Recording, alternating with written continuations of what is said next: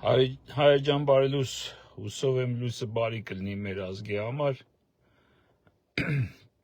չնայած վերջերս ամեն առավոտ արթնանալուց մտածում ենք էլ ինչ արհավիրքի մասին ենք այսօր լսելու։ Ուրեմն մի անգամ այս մասին խոսացել եմ, ուզում եմ կրկնեմ։ Հայ առաքելական եկեղեցու վրա հարձակման առաջին հարձակումը սկսվել է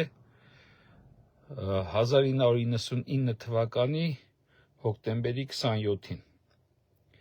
Սպարապետը Վազգեն Սարգսյանը հենց այնպես չէր ասել այդ ուրեմն նախադասությունը, որ սրանք Մերոնին թույն խառնողներ են։ Գաղտնիք չի, որ սպարապետը կողմ է եղել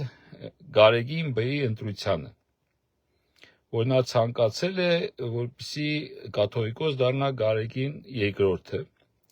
եւ դրա համար նա ջանք չի խնայել, ճիշտն ասած, ինչպես որ ես լսել եմ տարբեր մարդկանցից, ովքեր մասնակից են եղել այդ ժամանակ, իմանալով, որ սրանք Մերոնի մեջ թույն խառնողներ են։ Չէր կարա նա այդ մասին չիմանար, նա հասարակ հայ մարդ էր, շատ պարզ հայ մարդ էր, հավատացած եմ կարդացել էր եւ շատ լավ տեղյակ էր եւ իր անձնական օրինակով Կայենի եւ Աբելի պատմությունը իր սեփական տանը տեսնելով, այն նախանձը, որ նա չէր կարա նկատած չլներ իր հարազատ եղբոր կողմից, եւ բանիմաց մարդ էր, գիտեր ինչա կատարվում, գիտեր ինչ խաղեր են անում, այո, եւ սխալներ ուներ, ինչպես բոլորս ունենք, չկա անսխալական մարդ, բայց նա հասկանում էր իր սխալները եւ ամեն ինչ անում էր ազգի օգտին։ Եվ դրա համար էլ նա որոշել էր, որպեսզի ամեն ինչ պետք է անել, որպեսզի այդ Մերոնի մեջ թույն խառնողները, որ այն ժամանակվանից արդեն որոշել էին մեր եկեղեցին տանել մցնել կաթոլիկ եկեղեցու գլոբալիզմի հիմնադիրի, գլոբալիզմի ղեկավարողի կաթոլիկ եկեղեցու ուրեմն տակ, նա որոշել էր դրա դեմն առնել, հաստատ իմանալով, որ Գարեգին II-ը այն կաթողիկոսը կլինի, որը չի գնա այդ քայլին։ Ես կիսատ պրատ մի պատմություն գիտեմ, որը իրականություն է կախված Միքայել Սրբազանի հետ, նա կարծեմ այդ ժամանակ դեռ եպիսկոպոս չի եղել, երբ որ Վատիկանից վերադառնալուց են եղել ուրեմն հոգևորականներով, հենց ինքնաթիռում վիճաբանություն է սկսվել, որտեղ այդ հոգևորականների մեծ մասը որոշել են, որ այո, պետք է մեր եկեղեցին գնա եւ միանա կաթոլիկ եկեղեցուն, եւ դրա հանդիմադ խոսներից մեկը եղել է հենց Միքայել Սրբազանը, հենց այնպես ոչի բան չի լինում, հենց այնպես չի, որ նա այսօր կալանավորված է։ Եվ Միքայել Սրբազանը այդ վիճաբանությունը վերածվել է նաեւ ծեսկրտուկի հենց ինքնաթիռի մեջ։ Այս պատմությունը իհարկե համոզված է մի օր ինքը arczepiskopos-ը կպատմի, երբ որ մենք այս հերթական ների հարցակումից ձերբազատվենք, կկանգնեցնենք, այս պատմությունը ինքը կարծում եմ հուսով եմ կպատմի։ Ինչևէ, Վազգեն Սարգսյանը հենց այն ժամանակ էլ իմացել է, թե ինչ է նախապատրաստվում եւ այդ արտահայտությունը հենց այնպես չի ասել, սրանք Մերոնի մեջ թույն խառնողներ են։ Եվ հաստատ տեղյակ է եղել այն ժամանակ ազգային անվտանգության ծառայությունը, որը դեռ սովետական միության ուրեմն KGB-ի աշխատողներն էին մնացել։ Պարզ է, որ վարչապետին զեկուցած կլինեին, սպարապետին զեկուցած կլինեին, թե ինչ էր կատարվում։ Այսօրվա NKVD-ն չի, որ ազգային ծառայությունը անվտանգության վերածվել է Նիկոլի կամակատար, ուրեմն վարձու ծառաներ, հա, NKVD։ Ну դեմ ծառա եմ ասում։ Մի խոսքով դրածոներ, հա,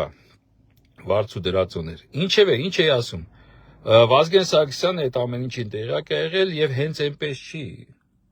որ Վազգեն Սարգսյանին սպանեցին հենց այն օրը, երբ որ կաթողիկոսը պետք է ընտրվեր եւ ընտրվում էր։ Իհարկե ժամանակի ամեն ինչ չի, որ գլոբալիստների մոտ այսպես կարակի նման հեշտ ստացվում է։ Եվ դրա համար ժամանակի առումով մի փոքր նրանք ուշացրեցին եւ կաթողիկոսը ընտրվել էր, իսկ նպատակը ես կարծում եմ եղել է այն, որ այդ լուրը հասնի ուրեմն այդ եպիսկոպոսական ժողովին, որպեսզի այն մարդիկ հասկանային, որ սպարապետը այլևս չկա եւ կատարեն իրենց հուդայական քայլը։ Բայց այդ ժամանակի առումով չտեղավորվեցին եւ եղավ այն, ինչ որ Աստծո կամոք էր եւ Աստծո օրհնությամբ ընտրվեց Գարեգին երկրորդը, որը որ սպարապետը վստահ էր, որ չի գնալու եւ չի մտնելու կաթոլիկ եկեղեցու տակ։ Հիմա այս ամբողջ կռիվը դրա մասին է։ Երեկվա այդ հուդաներին, որ տեսակ այդ ամեն ինչին, Վազգենը հենց այնպես չէր ասում, բոլորին նկատի ուներ։ Նորից եմ ասում, իր տան սեփական օրինակ ունենալով, եթե կարծում եք նա չի զգացել իր եղբոր նախանձը, որը այսօր դեռ միջև այսօր իր եղբոր փառքից վիրավորված ամեն ինչ անում է եղբոր գործերը վերացնելու, սևացնելու եւ ամեն ինչի համար, կարծում եք նա ուրախ չի, որ եղբոր ամենակարևոր ձեռքբերումը Արցախը հանձնել են։ Իհարկե ուրախ է, չի զգացում, որ ուրախ։ Ինչևէ, Վազգեն Սարգսյանի սպանությունը, այդ ոճրագործությունը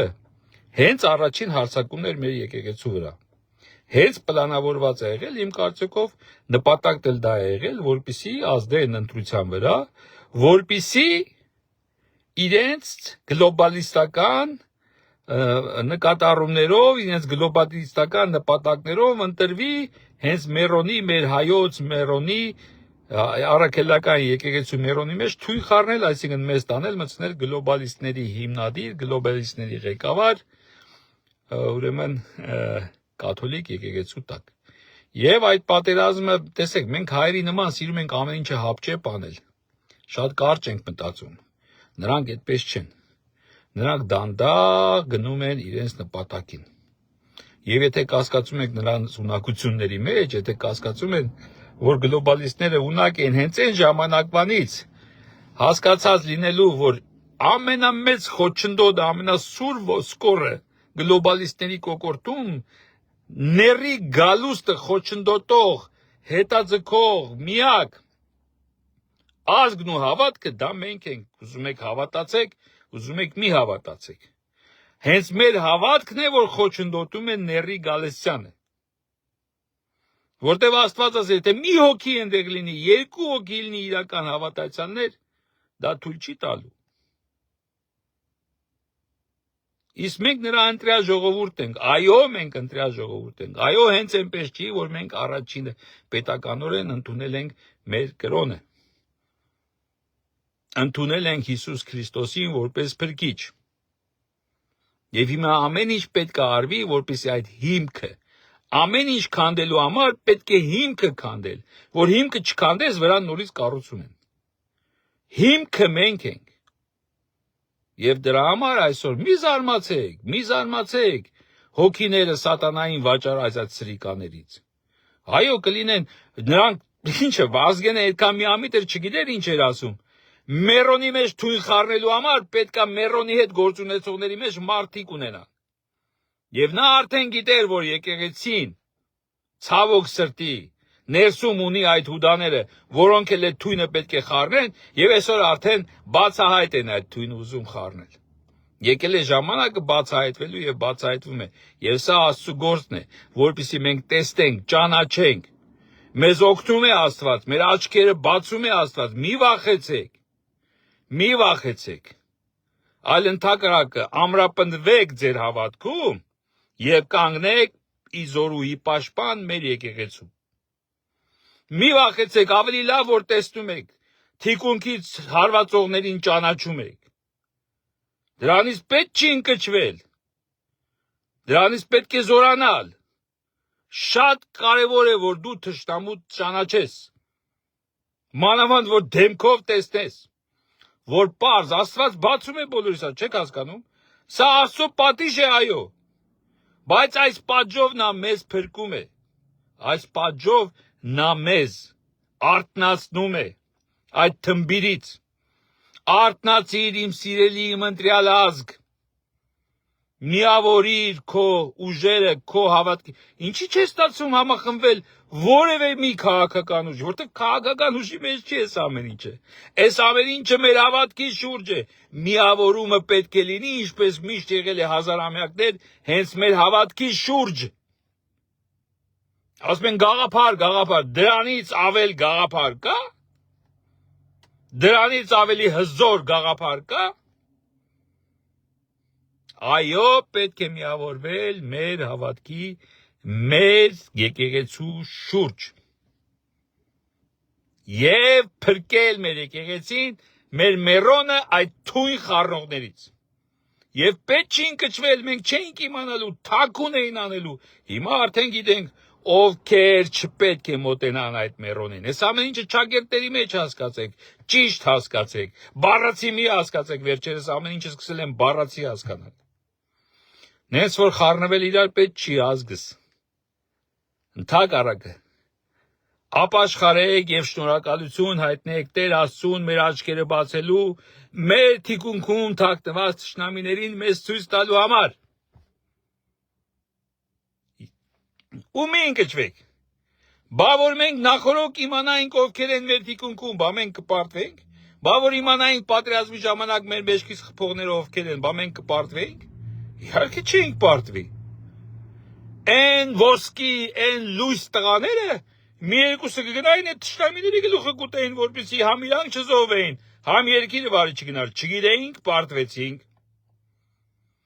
Հիմա Աստված փրկում է մեզ, բացում է աչքները, նայեք այեր, տեսեք ովքեր են ձեր թիկունքում, տեսեք ովքեր են ձեր մերոնին թույն խառնողները։ Սա ձեզ հուշում է, օգնություն է, ոչ թե սրանից ընկճվեք, խեղճացեք, վայ մեր մահը եկել է, սկսեք գոռալ, այլ ամրապնդվեք ձեր հավատքով, հավաքվեք ձեր հավատքի շուրջ, միավորվեք ձեր հավատքի շուրջ, թքած ունեցեք քաղաքական այդ մանկլավիկների վրա, հավատքն է ձեզ որ փրկելու է, ուրիշ ոչ մի բան, ով ձեզ ինչ կասի խաբում է, Ինչքան պետք է խաբեն, որ հասկանաք, որ այդ իրականությունը։ Միայն ու միայն մեր հավատքի շուրջ, համախմբվելով, միավորվելով, մեր հավատքը մեր եկեղեցին պաշտպանելով, ներսից թե դրսից մերոնի մեջ թույն խառնողներին կանգնացնելով, մենք կփրկվենք։ Կզարմանաք, թե ինչ հեշտ եղավ այդ փրկությունը։ Եթե հոգեպես, ապաշխարեք, ներողություն խնդրեք ձեր գործած մեղքերի համար, ինչպես ես եմ խնդրում, ինչպես շատերն են այսօր խնդրում, հասկանաք, որ դուք անմեղ չեք, որ դուք ձեր մեջ դադարեք Բաբելոն սարքելուց, ձեզ Աստված կարծելուց, ձեզ ամենագետ, ամենակարող, ամենակարծելուց, որ հասկանաք, որ Աստված է ամենան, այն ժամանակ ամեն ինչ կարագի նման հանգիստ կստացվի։ Աստված բերեց եւ ցույց տվեց, այս քանի տարի գոռում են, համախմբվենք այս գաղափարի շուրջ, համախմբվենք այս ուժի շուրջ, համախմբվենք սա։ Աստված բերեց ցույց տվեց, թե ինչի շուրջ պետք է համախմբվել, ընդամենը ձեր հավատքի, ձեր եկեղեցու, ի սկզբանեի շուրջ, որտեղ ի սկզբանե մենք ընտրեցինք այս ճիշտ ուղին։ Առաջինը ի սկզբանե մենք ընտրել ենք ճիշտ ուղին եւ դրանով դարձել Աստծու սիրելի եւ ընտրյալ ազգը։ Եվ այո, ընտրյալ ազգից Աստծու պահանջները ավելի շատ են։ Եվ նա ավելի հաճախ կպատժի, ավելի հաճախ է պատժում իր սիրելիներին, ինչպես որ դպրոցում ավելի պահանջկոտ է իր սիրելիներից, լավերից։ Դպրոցում ծուլիկներից այդքան պահանջկոտ չեն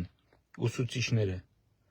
Բայց այ գերազանցիկը, որ մի փոքրիկ սխալ է անում, ուսուցիչները վրդովում են։ Եվ